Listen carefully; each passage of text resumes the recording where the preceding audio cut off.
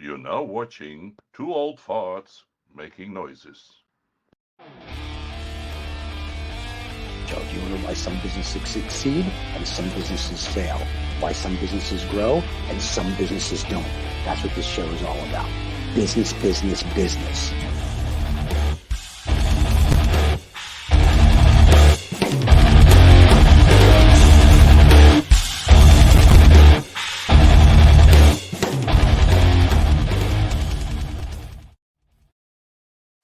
I truly feel like I should be at a rock concert every time you play that. It's every like banging time. like that. Saturday morning. That's how we start our That's how we start our Saturday morning. So wake up, America. All right, and listen, I got to work up world. I purposely have to do this shout out. There's a guy at the dog park I go to, and he is a die-hard Lost Dollar Business Club fan. Him and his dog. His name, it's either Ty or Tyler. I don't even know the dog's name. The dog's name is Murphy. No, the dog is Murphy. And I'm not sure between the two of them who actually listens to the show, but he tells me on the weekends that he and Murphy sit there and they don't watch it because they've seen what you look like. Apparently the dog is scared. But they listen to us on podcast, and Murphy apparently, which is the dog, and I think Ty is either Ty or Tyler. I don't know. It's like a Southern name, so it could be Bubba. Who knows? Anyway. But they listen to the show. They love the show. And I just figured we'd give him a shout out because he thinks what we say is fascinating. And then again, he's 6. I think that's probably a lot to do with it. He's a professional. There you go. So thanks to him and Murphy. But yeah, they love the show. And every time he sees me, he goes, "What's going to be on this week's show?" And like I said, I won't know until Friday. So if I see him today, I will tell him. But we know tomorrow morning he'll be listening. So well, the really good news is really, really super top news for him is that we have an exclusive Lost Dollar Business Club pet bowl, a doggy bowl, which you can buy. We have a doggy bowl. We have a doggy bowl in our. We'll put the merch below. In the merch. I did not see that. I saw the mugs and the shirts, which get on it, people. And wait and see behind David. That is the creation of David. That actually the original art will be hanging here soon. It's on its way from the Vatican because that's where it was painted, of course, for the people that have watched Rusty's art. And not only will it be here in person, but I think it's on coffee mugs and possibly T-shirts. So I think you can get that if you want to see David in a bikini. And I've seen it, and it's not pretty. Yeah, not at all. Anyway, I just like to thank Rusty once again. He saved me months in the gym. Absolutely months. I've wasted effort. So there you go. For the people that can see it, there you go. There's the creation of David. And me with my usual McCowan. All we're doing is missing an angel. Love it. Yeah, there you go. Yeah. All right, now to the business at hand. Thank you for everybody for indulging. Thank you for everybody listening, watching. Don't forget to subscribe and like. Michael, take it away. All right. So today we've got some good topics for everyone. We're going to start off by we've talked a lot about chip makers and chip designers who don't actually make, but they do design. And the British chip maker ARM is actually had their IPO just the other day, really successful. And it could open the doors for other IPOs, other technology companies waiting in the wings. But the real meat of the topic today is whether capitalism is being replaced by techno feudalism, which is a new rentier class of people who are charging you a subscription to have something that you would otherwise just have if you purchased it once. And then we'll go into AI regulation after we really milk that topic because we're going to milk it too. There's a lot there. There's a lot there. Techno feudalism.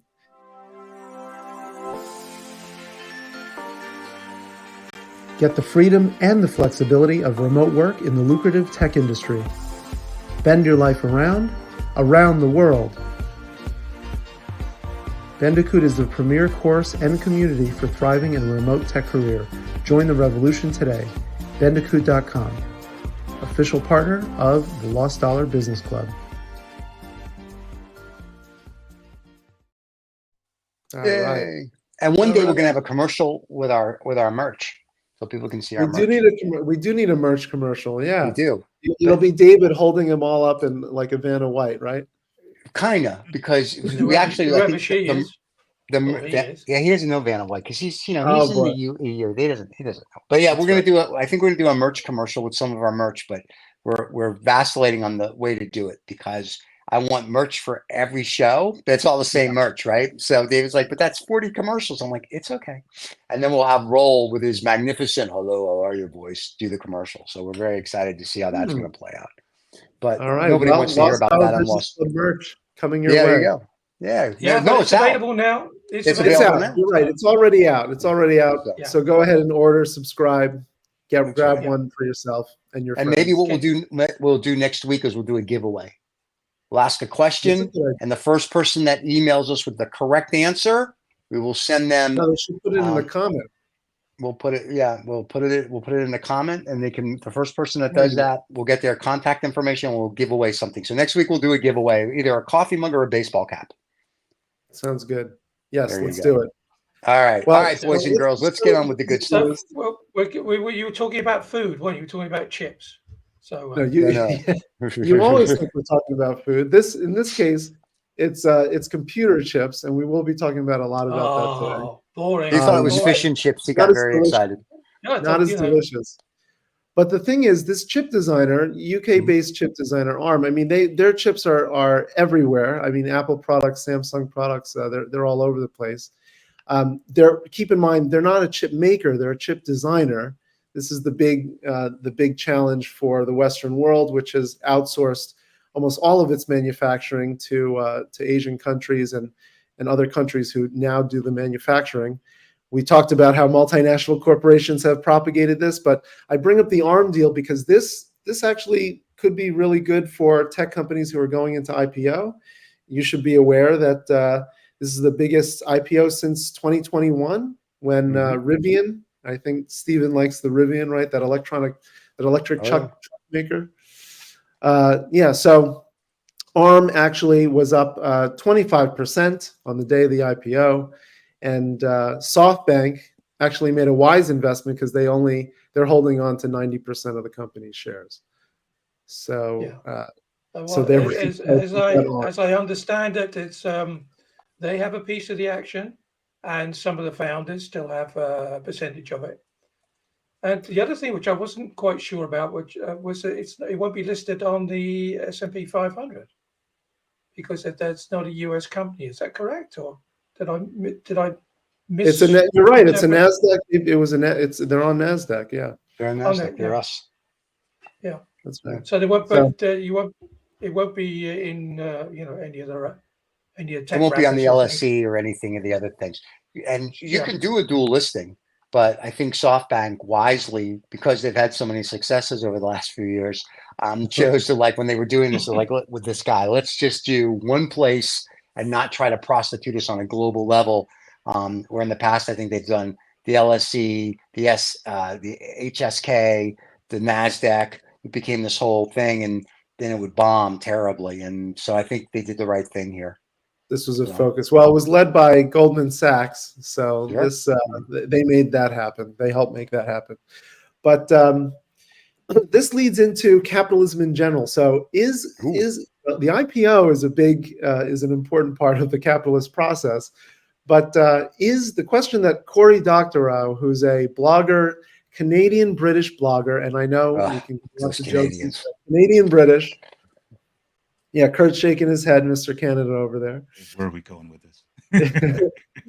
Canadian-British blogger writes science fiction, but he writes science fiction that makes social commentary. He's a Canadian Brit. Of course he's going to write science fiction. I mean, come on. It's life.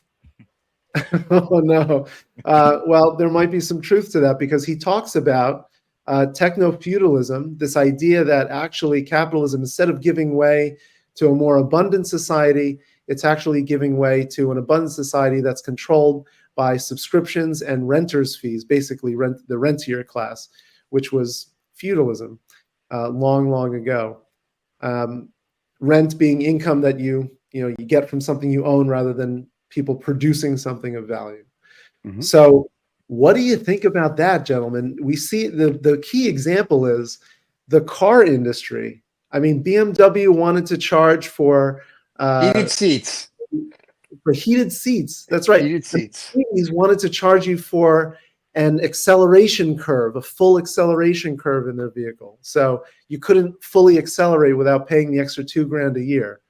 I mean, so these are, you think you own the car, but these digital technologies, which now allow cars to, they're basically computers on wheels, are able to challenge that order of things and say, look, you think you own it, but you're really just paying us for the privilege. And if you don't pay us for the privilege, like a Tesla vehicle, we will help the repo man repo your car, which is what supposedly one of the Tesla vehicles somehow did. Well, first So, we should get gentlemen, Cory. really- First, we should get Cory on. We'd get Cory on the show. That would be we really do cool. need to get Cory on the show. That's right. Yeah. That's right. So, Cory, Well, when we get I- to the if you're show, listening, What I reach out don't- to us. Wait, and What number I don't two, under- go ahead, Dave. What I don't understand about this is how are we living in a world where everybody who's in marketing and in sales is just stupid, absolutely Yes. stupid. I mean, who came up with the idea? Oh, by the way, we're going to sell somebody something, extremely fast car, but if you want to go slightly faster, then you have to pay a rental on it to get it to go Yeah, but slightly that's faster. the thing. Who The who thing is, came the up with technology that? makes What's it the matter with possible. these people? You're right. You're right. But the thing is, Madness. it's possible because of computer technology, which computers were supposed to be No. this idea of general computing. Or- you can do anything with it. Or but is now somebody we're gonna limit you based on what you pay. Or it's just somebody saying, "Oh, guys, you know what? You know all these people, all these subscriptions like Netflix and Disney Plus and everything else. Oh, well, you know, people are stupid enough to do that.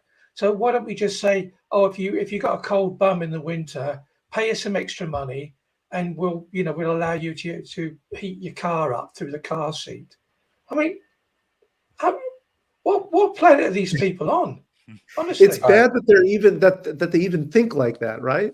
Well, Well, it's yeah, just exactly. it's a money grab. It's just Yeah. yet again another money grab because it's Yeah, like, but Kurt, oh, how did we they haven't get- bent you how did over they- far enough for the 50,000 to get this stupid vehicle. Now we're going to bend you over for the next 20 years on subscriptions so you can be comfortable in it, so you can actually go from Yeah, A to but- B. Wait, so to answer your I question, how did it understand that start? aspect. It's very simple. Sorry, It's Stephen. very simple how it started. It's very I'm simple. sorry, Stephen. I understand that, but how did anybody even have that meeting and come up with that idea?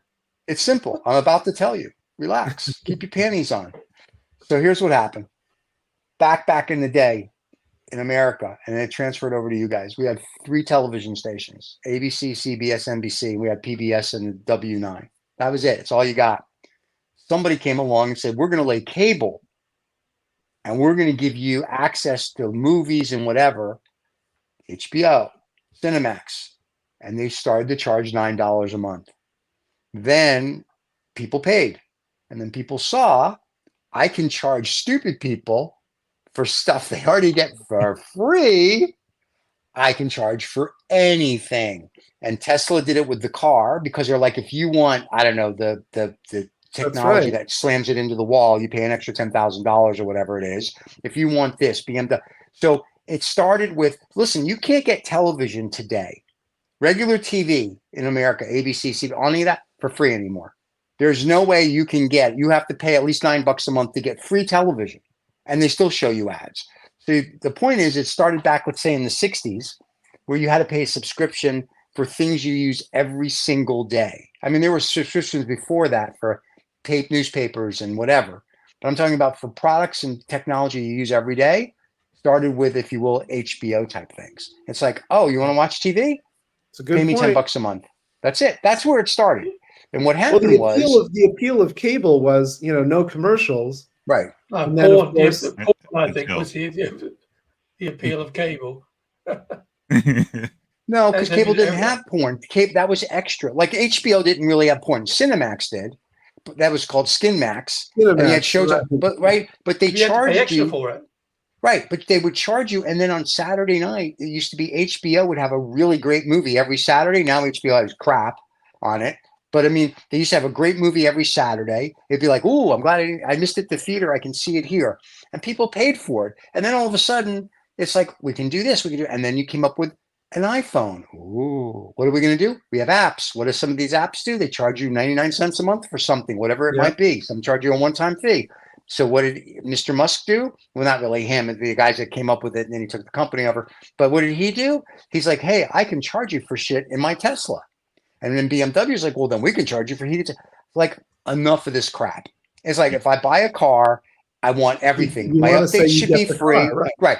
My point is, whether I pay $10,000 for a car or $10 million for the car, I just you want the shouldn't car. charge me for my updates. You shouldn't charge me for this shit. If that's the case, then just charge me $10,000 a month or whatever the number is, and I'm going to basically rent the car. And when I'm done with your car, I will bring it back to you and go, fuck you. All right. So it's that simple. And I think everyone's getting carried away with, we need this monthly reoccurring. BMW, you don't need monthly reoccurring revenue. You need to make a better product. There's a difference. Would be nice. That would be nice. I mean, Yeah. the whole idea is that there was a book that Cory Doctorow mentions in his blog post, Autoenshittification. Yeah, So I wrote it down here. People read that. It's a good article, good blog post. But he mentions a book called Survival of the Richest, which just talks about how there's an entire class of people now who don't aspire to create value. They aspire to capture it. And this is, of course, just figuring out a way to put yourself in between some product and the customer for a monthly fee. Yeah, sounds like because they're not adding. There's no added value. There's no added service. Basically, it's like now they're going, hey, you like that car? You want wheels on it?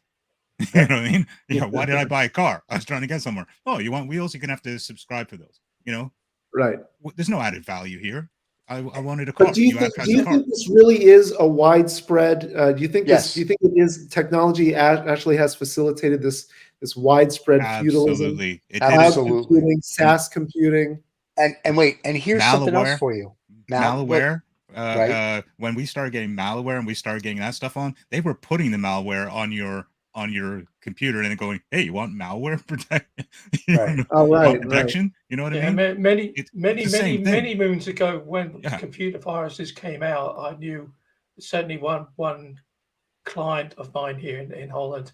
He had he used to sell a lot of hardware, and they deliberately put some sort of virus on it with a timer, and they had that in the maintenance logs, so they knew when it would come up. That's the same with chips as well. And fish. Yeah. The other thing is, if you think about it, car companies are doing it. Only if you're fishing for chips. There you go. Car companies are doing it. Volvo has a rental program now. You pay $100 or $900 a month. You can rent. You can go and trade your. Wait. So if I want to own a Volvo, I pay Volvo. Let's say and Porsche does it, and I think BMW is trying to do it. You pay between $600 and $1,000.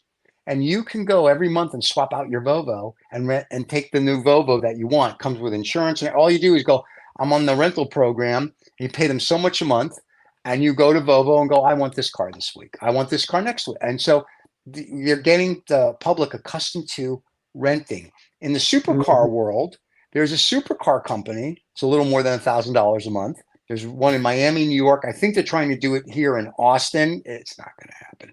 And there's one in LA. That you pay, we'll say about $3,500 a month, up to 10 grand, and you can switch out your supercar whether you want to do it weekly or monthly based on availability.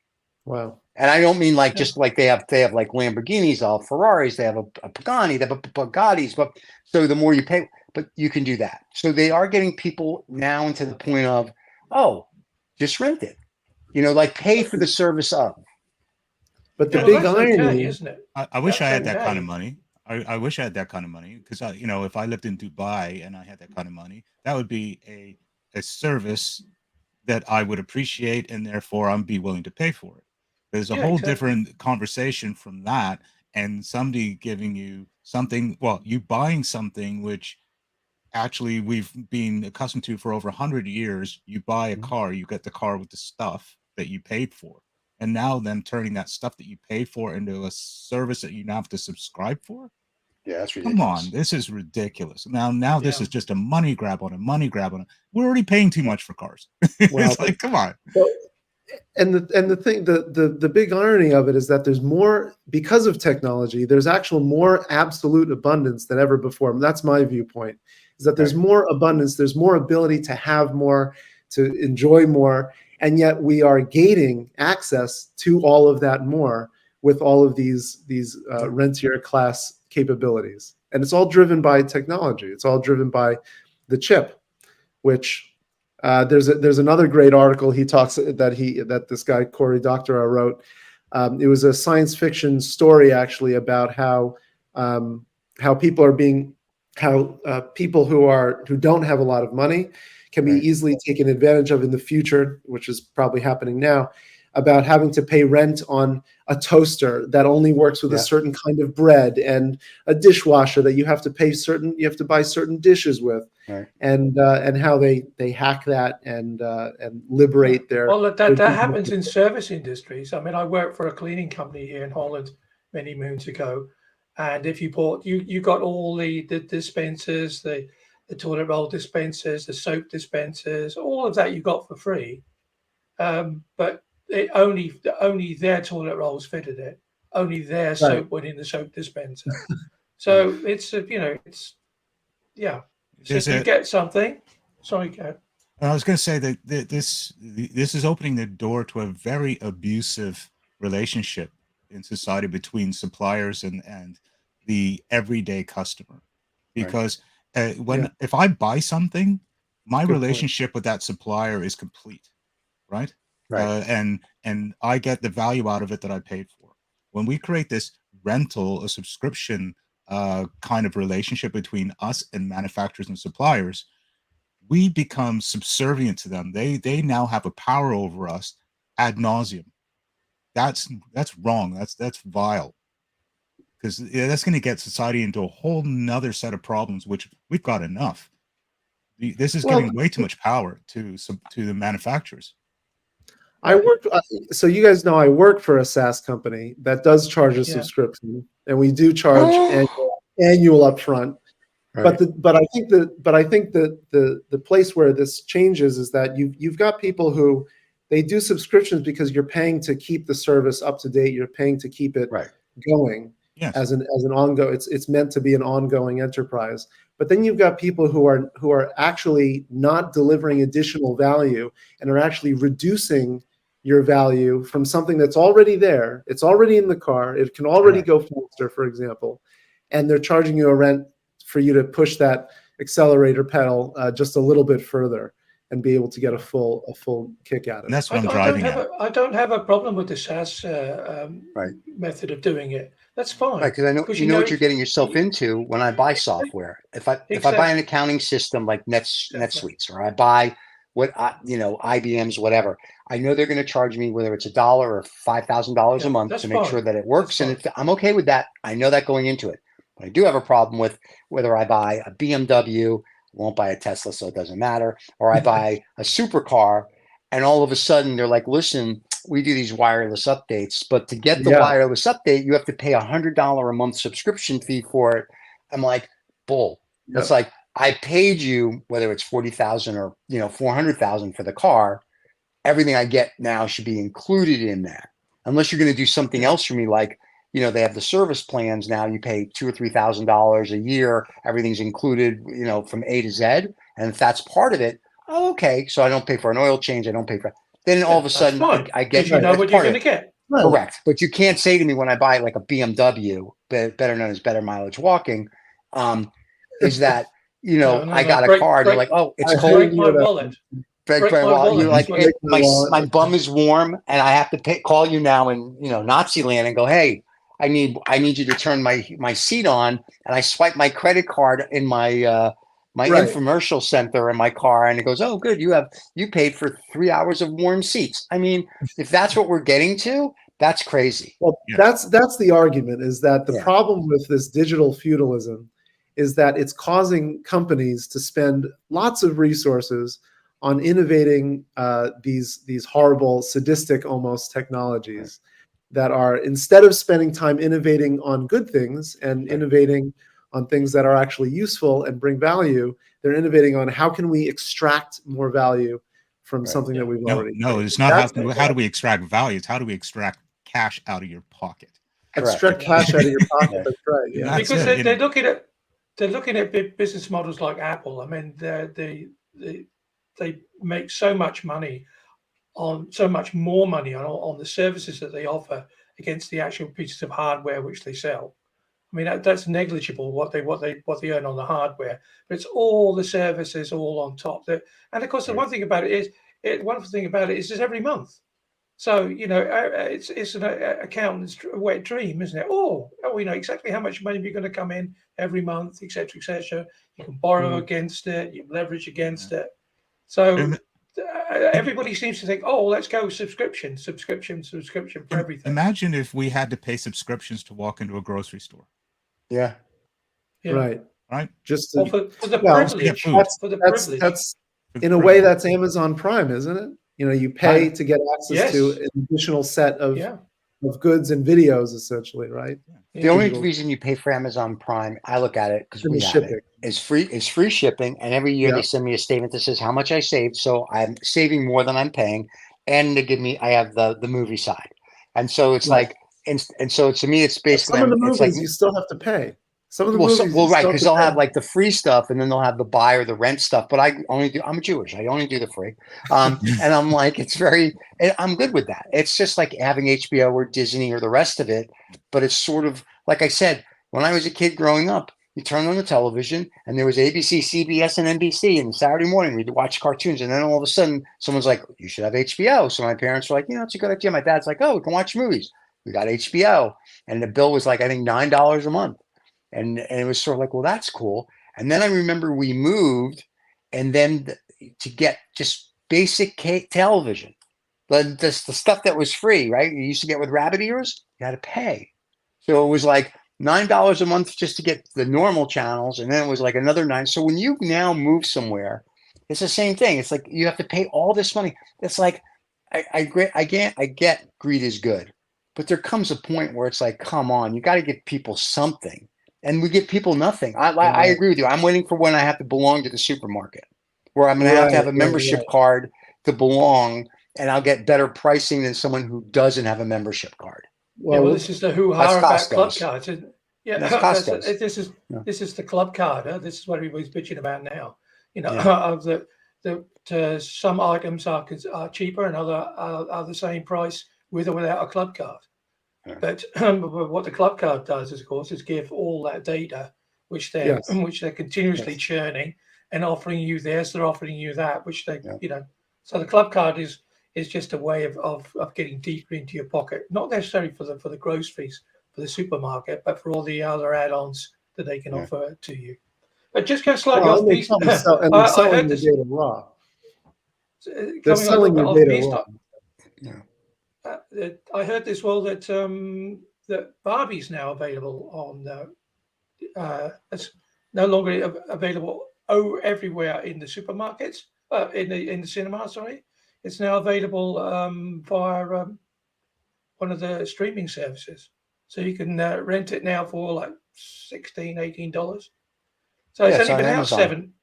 It's only been out 7 weeks. So the rule of thumb in the movie industry is 45 days in the theater, and then it goes to whatever service, usually Amazon, because they have a deal with them for the pay. And then another 45 days after that, unless it's a DC movie that goes over to Max, then it's free. So the first 45 days you're in a movie theater, so you make as much money as you can. The next 45 to whatever days you're going to be on, if you will, Amazon. And then after that, you go to wherever else the deal is, and that's all pre-sold before they do it. That's pre-sold before the movie even shoots. They all know what they're making. Yeah, just amazing. There's one other. Apart from Mr. Nolan, who doesn't know non-essentials. I don't care. When it comes to non-essential things, have at it. Then I just can avoid you and just walk away. But when it comes to essential things that we've had over 100 years of an established need, and they know it. When you start playing around with that and you're able to go, oh, you want that home? Yeah, okay, there's rental homes. But if you buy a home, I want to own the home. I don't want to then have somebody come in and, have like the whole bloody home and the basement subscribed. You know what I mean? It's like, where do we stop with this? How much of my life? It gets a little worse, although, and you guys probably know about this topic already. This actually plays into, and he brings it up in the same article, is remember the right to repair It's a huge debate right now, is whether you're allowed to repair your own technology devices. And so it's the iPhone that won't let you use third-party replacement parts.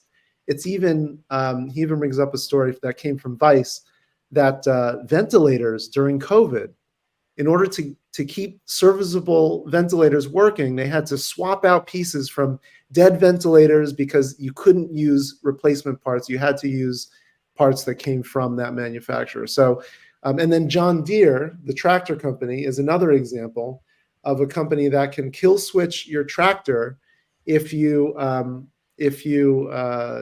actually argue with them and don't like their policies. Rolls Royce too. For at least one person. Rolls Royce can do that to you as well. But isn't it crazy? Because it sort of has echoes of the 1950s and the 1960s, where my parents used to say, "Oh, well, they've bought that on the knock," and what that meant was that somebody would knock on the door every week and come and get the weekly rental for something. Yep. And my grandmother, she had a money box on the side of her TV. So if she didn't have enough money that week, she couldn't put the money in it, so the TV didn't work. So but we seem to then move into an age of prosperity where everybody had the ability to buy everything, and you didn't have to buy it on the never on hire purchase. And now all of a sudden it's no longer hire purchase, it's this now subscription. Right. Which is even worse because you don't even own it at the end of it.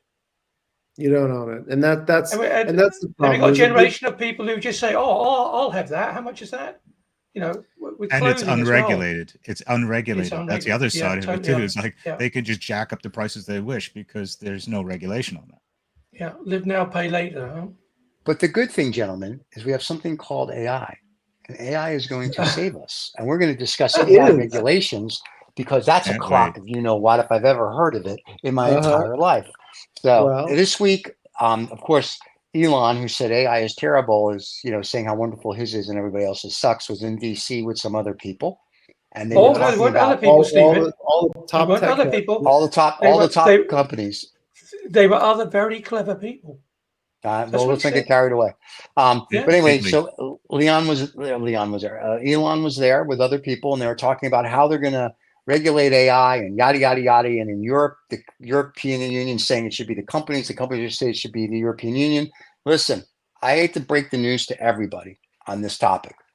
AI is out of the box. You're not regulating jack squat because it is out there doing its thing. So you needed to regulate this 10 years ago. It's done. Whatever's going to be is going to be, and you can try to hold it back. But I think, if you will, we're already living in the Orwellian world. We're just going to the next step. So just embrace it and enjoy the ride. That's all I could say. And I don't think anybody can really regulate it. I don't think AI is going to allow it to regulate based on some of the AI that's out there and that's doing things. I think AI is there. Think about what they're really trying to regulate. They're trying to regulate who's responsible for the bad things that are almost inevitable that are actually going to happen.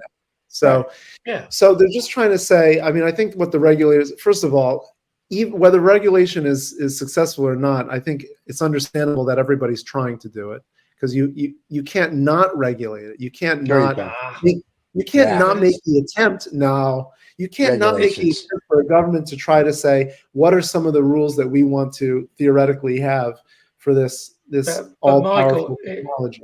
It's a bit like, if you can't do good, you have to be seen to be doing good.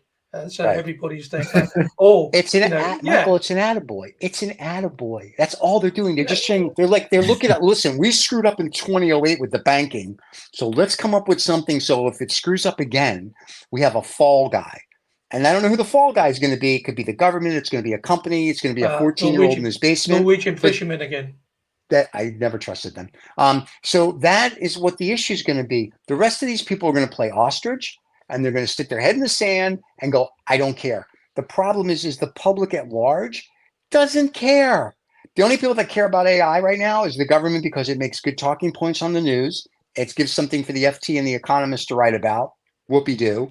I just saw this thing today about a coffee shop that's using AI to track how many coffees a barista makes and how long people sit in their coffee shop. course, this is national security stuff. But my whole point is, so nobody cares. Everybody wants to use AI to get ahead of the game. You have AI now that's trying to predict stocks. You have AI that's trying to predict the future. Nobody cares. It's all talky, and nobody's doing anything. And I'm sure there's some scientist with a pocket protector and 14-inch glasses that's really wanting to protect the world with his AI and regulations. But the rest of the planet, the other 7 billion people, don't give a rat's ass. They just want to, like, how rich can it make me? How quick can I get rich? And what will it do to make my life better?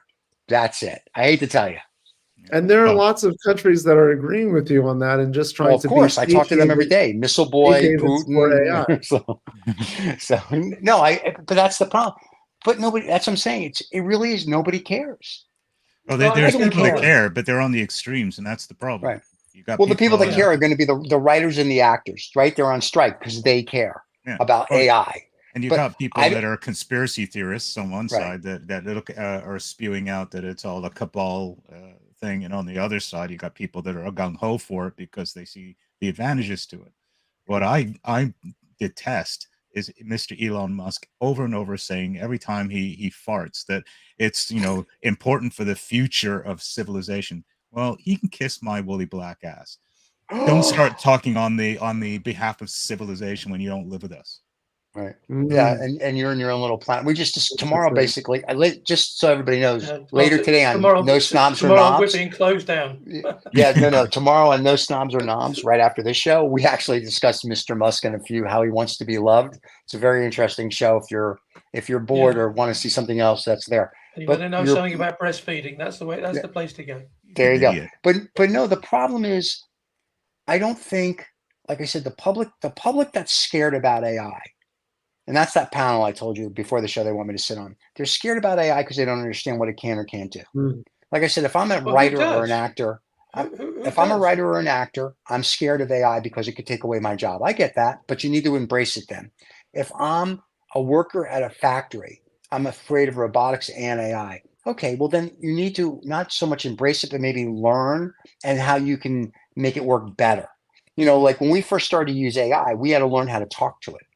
So they're going to regulate, but what are you going to regulate? What it can and can't do? There's going to be, whether it's a country or whether it's, an evil scientist, if you will, like, you get in the Mike Meyer movies, with Austin Powers, you're going to get a Dr. Evil, and he's going to be like, you can't regulate this. I'm going to do this, this, and this. You'll get some 14-year-old kid that's going to write code for fun.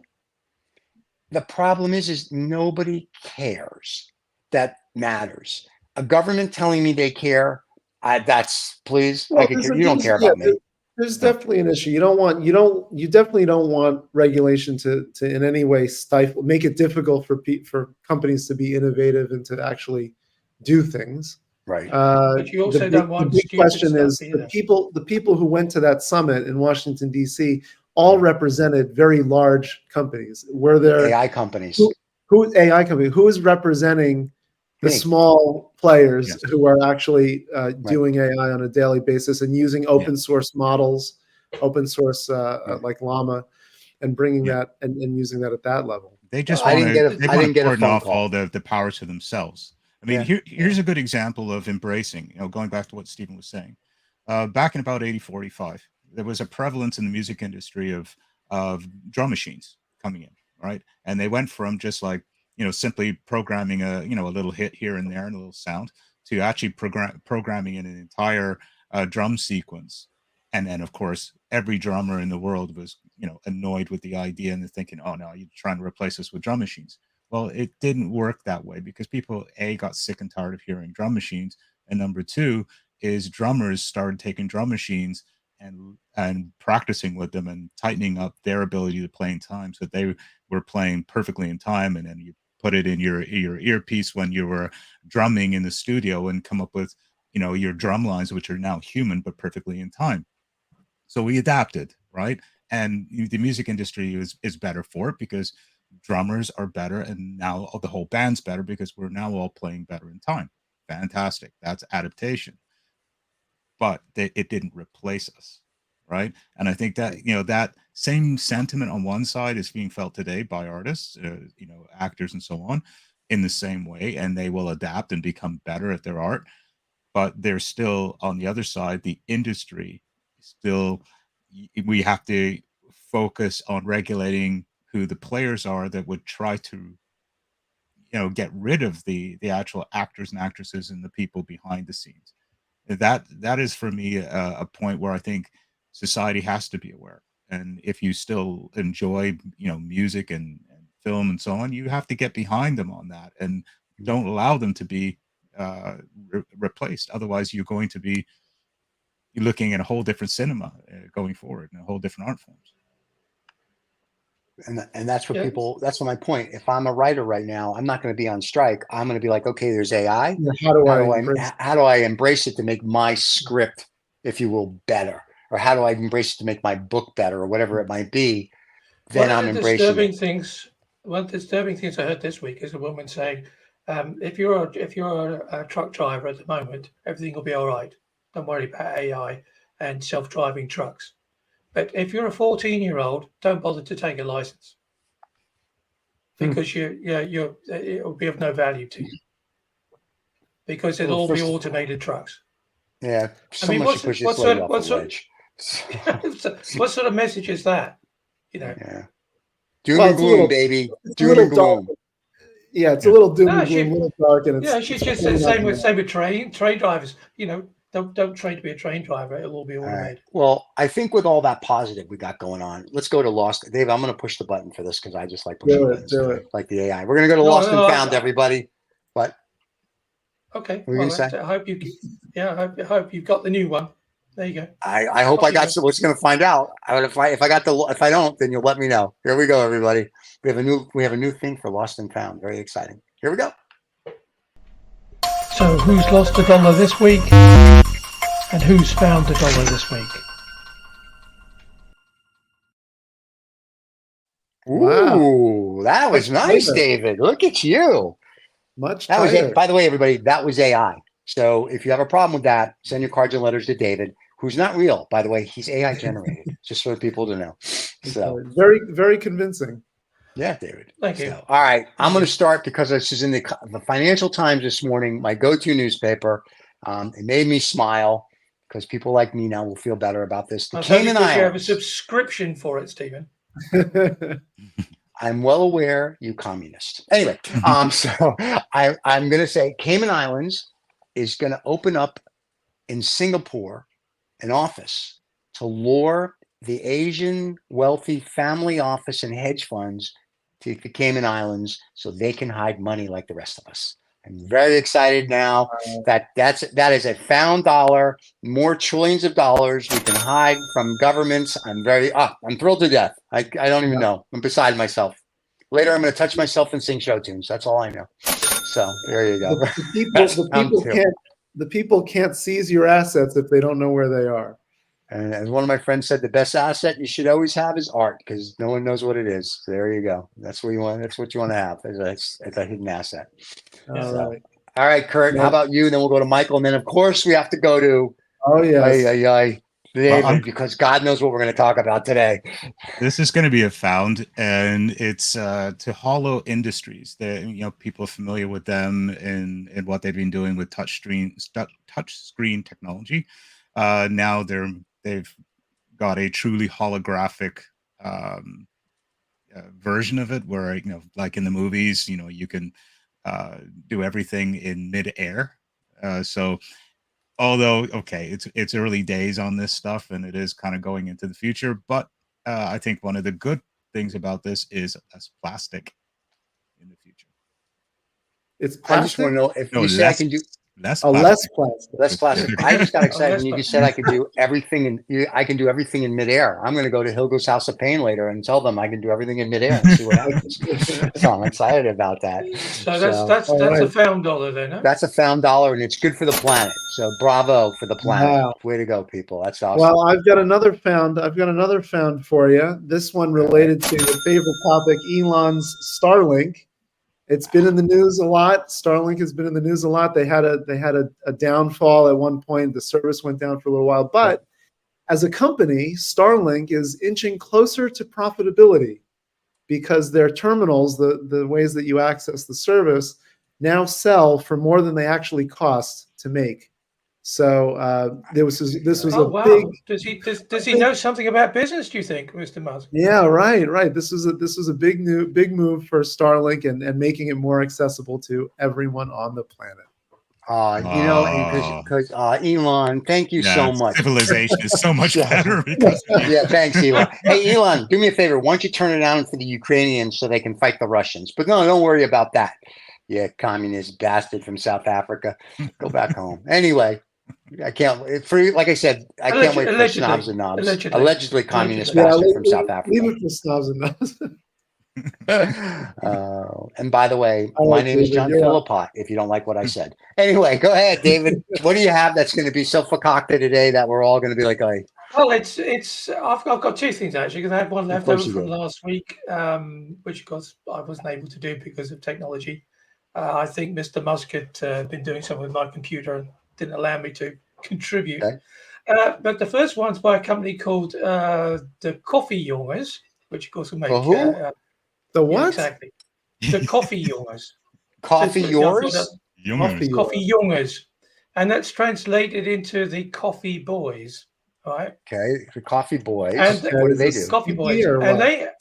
And they are a Dutch company, strangely enough. Of course they are. And they have been doing it now for a year or so, been very, very successful. They're using 100% biodegradable Nespresso cups, because the 80% of the Nescafe cups which are used for the coffee are not recycled. They're literally thrown into land waste. So they've developed this biodegradable cup. Right. So once you use it, you can take it out and you put it in your compost, and it will just disappear. Everything's tickety-boo. And if that's not the case, if you don't have a compost heap, then you can actually return it to them, and they turn it into a sort of a biofuel. So, wow. Good that for is them. very cool. Nice for them. Yeah. So circular economy. That's what sounds like a big win. Yeah. All right. You got one more. You said. I can't wait to hear this one. This is it actually made me laugh, because it said let's find this from last week. There we go. Criminals are using Spotify as an ATM. Right. So how this has come about? This is actually in Sweden, reported by the Svenska Dagbladet, and what's happening is, obviously. But what's happening is that the Swedish criminal gangs are actually employing loads of rappers to make rap music, which they then pump up on Spotify to such a point where it actually starts to monetize itself, and by doing that, they can then claim the money back as white money, as opposed to being a black economy, because they're paying all these rappers. They have to pay all these different people to keep pumping all this music into Spotify to make it into a hit. And once it reaches 1 million plus, 1 million Spotify listeners in Sweden will give you about 5,000 euros back. So that's the way they're using it as an ATM. They're actually washing their money through Spotify. Very cool. Well, it's the art market, right? It still counts as art. Music is art. Yep. And we know that art is where you hide it. We'll take it. Yeah. No, that would be a found dollar. I don't know why you did that. That's a found dollar, my friend. So. Yeah, but who's that found dollar for? It's a found dollar for the criminals. Okay, well, they got to make money. Yeah. We don't care about Spotify. Spotify's a big company. The criminals, they're poor. They need their money. Come on. When I was a kid, we used to play cops and robbers. I was always the bad guy. I was the cop. So, just how these things go. Listen, thank you, everybody. It's been a wonderful Friday or Saturday morning. We will see everybody next Saturday. If you're listening on anywhere where you get your podcasts, we will be back next weekend. Don't forget to subscribe and like, make comments. And next week, we will do a giveaway. And so that one, we'll have to come up with a way to do it. You don't have to pay to subscribe with us. That's the good thing. Unless you want to. Feel free. Yeah. Because that'll be our new model. Yeah. because I need the If you money. don't, if you don't want us to come on, you pay us. And there you go. All right, everybody. David, you gonna take us home? Well, there we go. Bye, everybody. All right. Bye, everybody. Bye-bye.